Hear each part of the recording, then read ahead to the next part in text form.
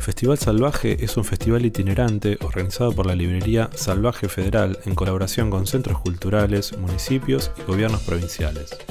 Esta primera edición se realiza en las ciudades de Rosario y Casilda y cuenta con el apoyo del Centro Cultural Parque de España, la Municipalidad de Rosario y del Teatro Dante de la Municipalidad de Casilda, la provincia de Santa Fe y mecenazgo de la Ciudad de Buenos Aires. Cada edición tendrá 2 sedes cuyo objetivo será poner en cuestión las viejas tensiones centro-periferia. Salvaje Federal es una librería online dirigida por Selva Almada, Raquel Tejerina y Natalia Peroni. Fue creada en el año 2020 y se especializa en la literatura federal.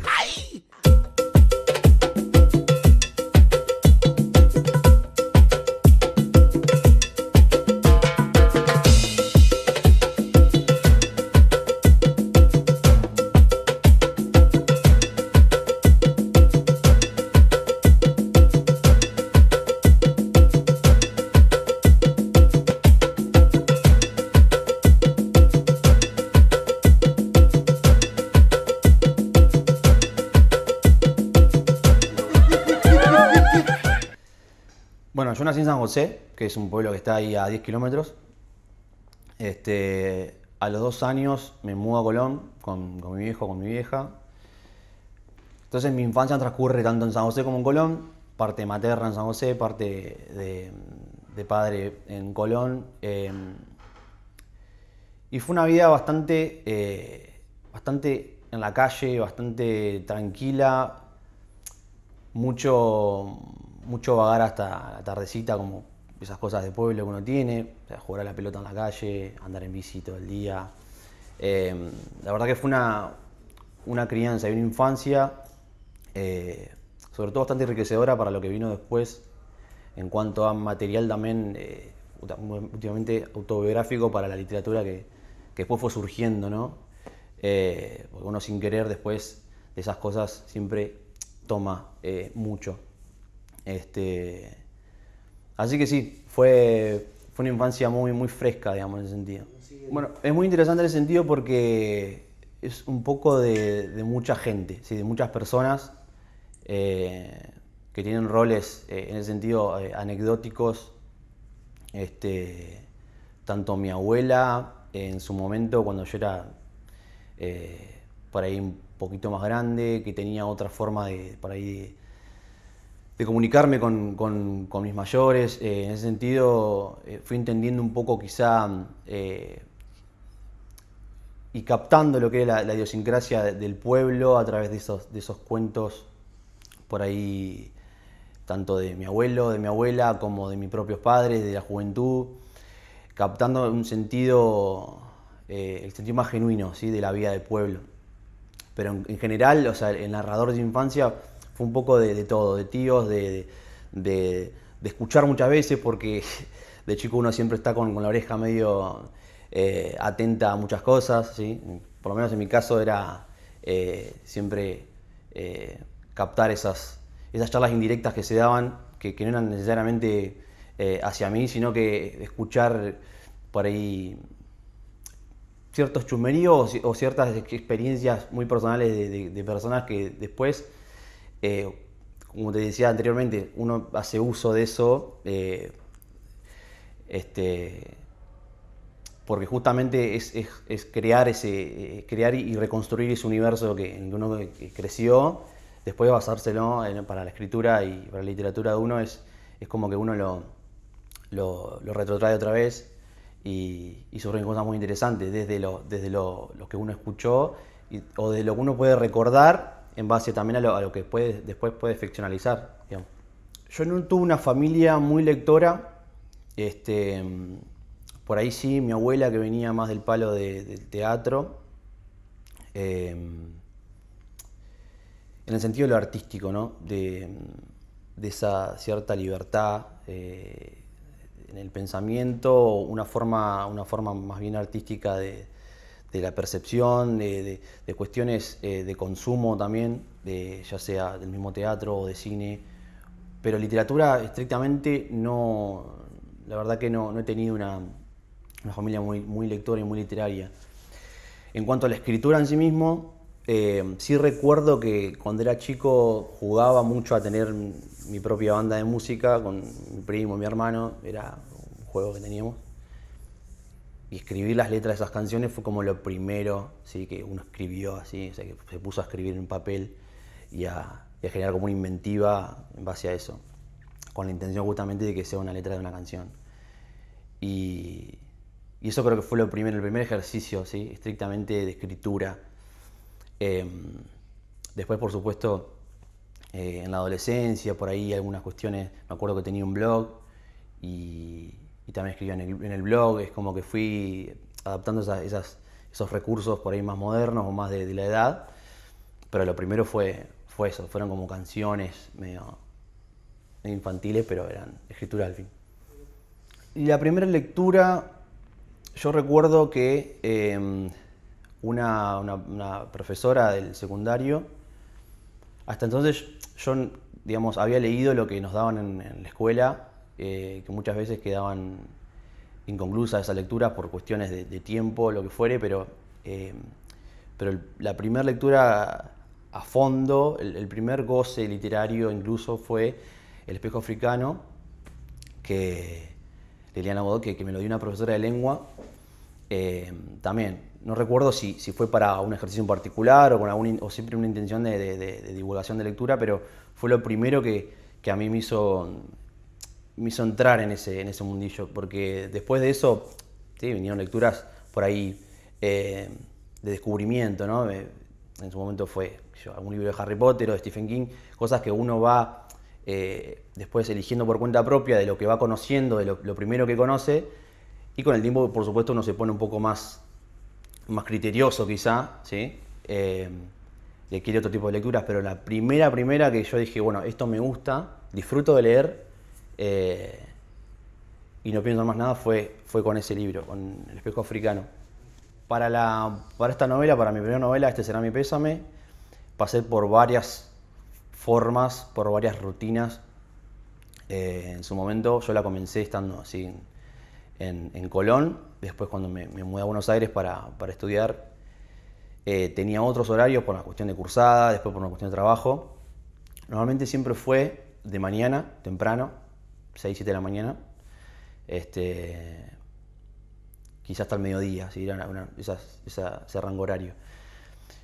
Pero siempre rotando de lugares, siempre o en un departamento o en la casa de mis abuelos o en un momento donde yo pudiese estar tranquilo. No era tan estricto a la hora de elegir el lugar, sino más bien el momento, ¿sí? Una intimidad un poco más tranquila, una cuestión de silencio, de poder hacerlo sin interrupciones. Pero sí, en cuanto a la escritura en sí misma, la rutina siempre fue temprano, a la mañana. Incluso sí, lo hice, los últimos capítulos también de la novela lo laburé también a esa hora. Es como que siento que es un horario bastante fresco, ¿sí? Para escribir. Bueno, en la novela, Este será mi pésame, me arrancó en realidad la idea general como un libro de cuentos. Iban a ser cuentos con cierta correlación, más que nada por los escenarios en los que se daba, pero después, por cuestiones de indagar un poco también en las posibilidades que se podían llegar a darse, digamos, y no quedarme con esa sola forma o ese solo formato, traté de hacer de un libro de cuentos, hacer 2 relatos intercalados, pero siempre con esa correlatividad, ese mismo escenario, con muchas cosas en común, porque más que nada de pueblo. Incluso con personajes distintos que fueron saliendo o modificándose, hasta que después tomó la forma de novela, en la cual me sentí bastante cómodo, porque entendí que el trabajo del cuento era un poco más complejo de lo que yo pensaba. Entonces me generó como una especie de orden el formato novela. Como que sin querer fui ordenando, con todas esas modificaciones se fue ordenando de manera que tal que quedó como una trama en común. Entonces me generó la intención de definirlo como novela y lo terminé haciendo como una novela, pero en principio eran cuentos. Tengo cuentos escritos, sí, que lo fui, en el transcurso fui también intercalando con eso, el ejercicio del cuento.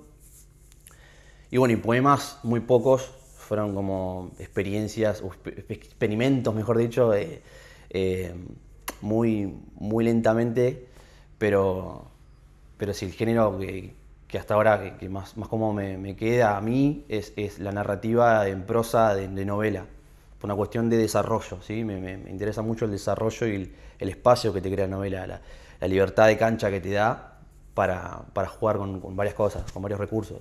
Eso es una de las cosas que más me interesó en el transcurso de la escritura, porque a medida que yo me exigía más a mí mismo también, fui creando un lector ideal, ¿sí? Que tiene parte también justamente, de que uno lo fabrique en su mente a ese lector en base a los propios intereses que tiene uno muchas veces, o la idea de la recepción que puede llegar a tener eso que uno que está escribiendo. Entonces, el lector ideal siempre obviamente es muy personal, tiene que ver con las intenciones que tiene uno, con cómo se imagina y cómo quiere que sea quizá recibida esa obra o la escritura o el texto.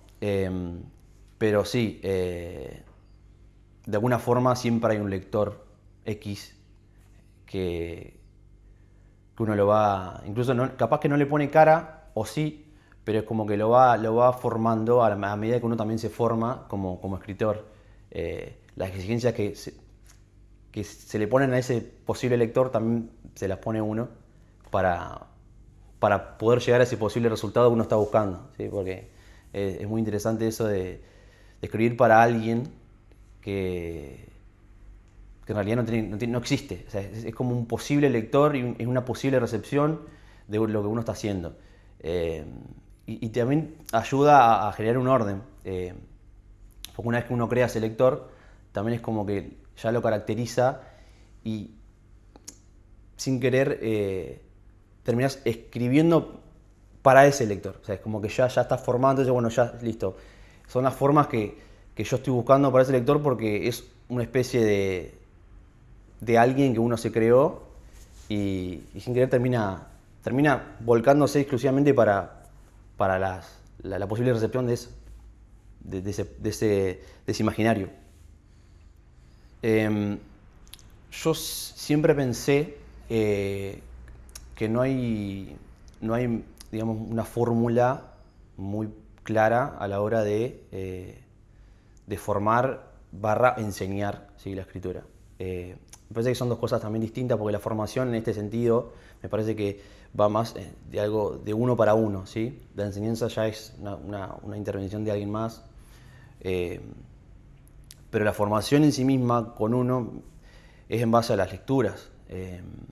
Cuando uno comienza a leer y se interesa en las formas, se interesa en captar por ahí cuestiones de la escritura en sí misma y no tanto de la simple trama o de la simple historia, cuando uno ya pone el ojo en las formas, ¿sí?, adquiere esa lucidez, ese criterio meramente de la escritura, me parece que ahí uno ya va entrando, ya se puede formar, a medida que uno también ejerce la escritura, uno ya empieza a formarse como escritor, pero siempre y cuando me parece que una condición es la de correrse un poco de la simple idea, o de la simple historia, o de la simple trama, del simple argumento. Es como pensarlo más allá de eso, es ver el andamiaje de ese texto, ¿sí? Y cuando uno pone el ojo en esas cosas, también genera un criterio para uno mismo, a través de las lecturas obviamente de otros. La literatura desde el lado de la escritura, me resulta interesante en cuanto a indagar, ¿sí?, en las formas de la expresión, las formas de decir, las formas de contar. Me interesa mucho ese ejercicio de la lengua, ¿sí? Desde la parte lúdica, desde la parte más entretenida, pero también desde qué otras formas existen de decir, ¿sí?, fuera de lo convencional. Desde esa parte me interesa eso, me da esa curiosidad y me genera ese interés. Desde la parte desde el consumo, ¿sí? De la lectura como lector, bueno, es el enriquecimiento del imaginario. Es eso, es como un conocimiento de distintos mundillos y universos personales de cada escritor para el lector. Y muchas veces también me interesa desde el lado de uno como escritor pensar si ese mismo mundillo que uno crea es recibido de la misma forma hacia el lector, a ese posible lector imaginario que hablamos incluso. Si generan los mismos mecanismos, ¿sí? Si se entiende el mismo mecanismo que uno le aplicó, ¿sí? A ese mundillo, si el lector lo aplica igual o si le pone su propia historia o no, eso me interesa muchísimo. Y como lector, ese ejercicio de apropiarme del texto de otro y a su vez de descubrir otros mundos posibles, eso a mí me encanta. Eso es lo que más me da. Yo creo que, basándome en esa pregunta, la lengua es como una herramienta es una especie de bajada de línea, ¿sí? Porque fuera de la lengua es todo muy, muy difuso, me parece, y es todo inefable. O sea, la lengua hace narrable, hace comunicable y le da existencia a cosas que por fuera de ella no son simples ideas, percepciones, sensaciones y cosas que no se pueden transferir. Digamos, la lengua es como una herramienta de eso, de poder transferir ideas, poder transferir cuestiones que por fuera de ello no quedan en la mera percepción, en la mera sensibilidad. Sí, yo creo que no tengo un para qué.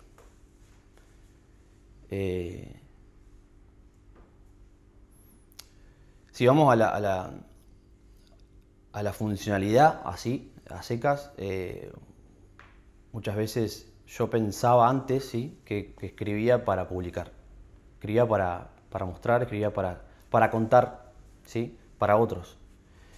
Pero con el tiempo uno, al menos en mi caso, escribir es ya una especie de necesidad, fuera de lo que es el trabajo editorial o de la mera publicación o del el hecho de que pueda ser leído por otros, ¿sí? Es como que se escribe en ese sentido, y en mi caso, por costumbre. Y un porqué, sinceramente, que el porqué todavía no lo tengo. Por ahora no. Mis maestros de la escritura.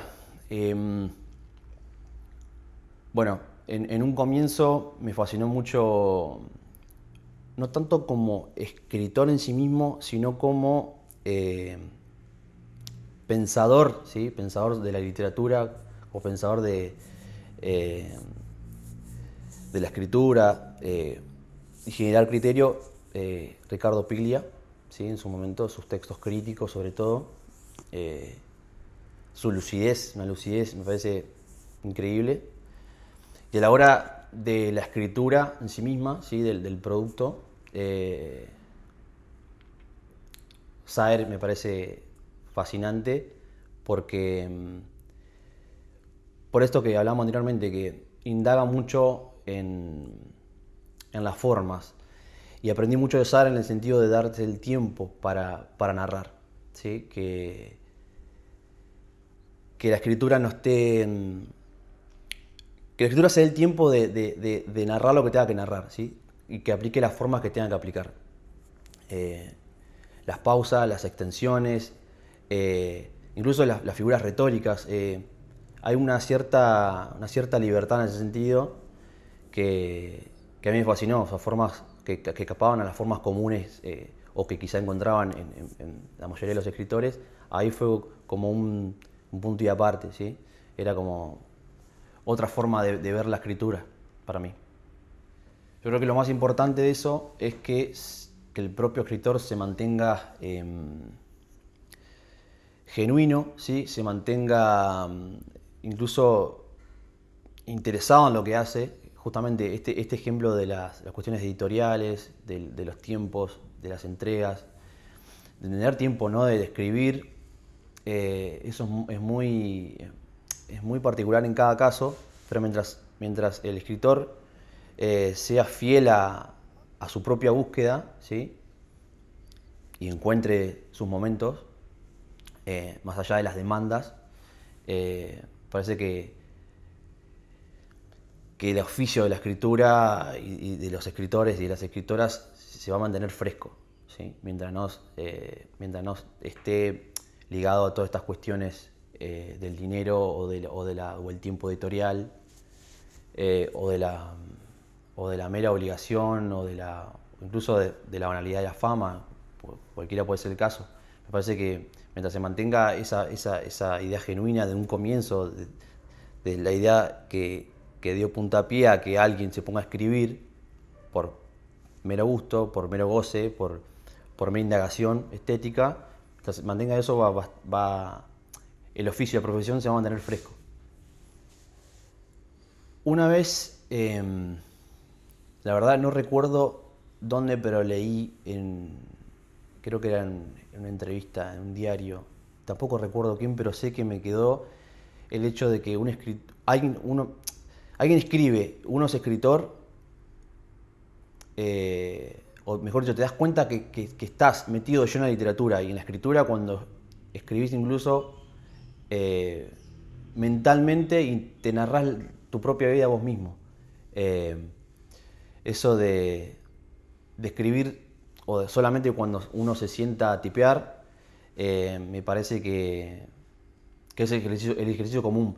Pero la vida y la escritura en ese sentido llegan a un punto, que es ese, en el que están sumamente relacionadas, que es utilizar la vida para la literatura y que la vida está atravesada por la literatura también. Entonces como que llega un momento donde ya te narrás tu propia vida, incluso para vos mismo, en la forma en que te pensás, en la forma en que te percibís a vos mismo. Pasa que también que sentís que todo el tiempo te estás narrando tu vida o estás tratando de narrarla. Creo que en ese sentido la vida y la literatura son una misma cosa. O sea, en ese punto ya... Yo siempre le decía a una amiga que cuando llegás a ese punto estás medio al horno. O sea, no tenés otra cosa más que ser escritor.